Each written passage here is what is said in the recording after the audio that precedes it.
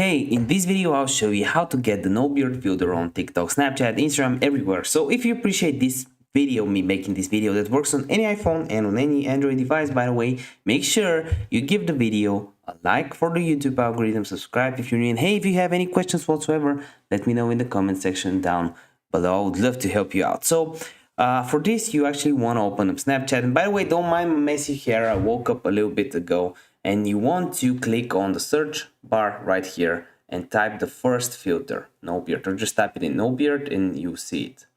And here, what you want to do is just record yourself, just like I did, and then just save the video, just like this, and upload it onto TikTok. Let's get out of Snapchat, go on TikTok, click on the plus button in the middle, and just click on upload and upload it, and you know what to do. Give me a like if this video helped you out. I want to see you next video.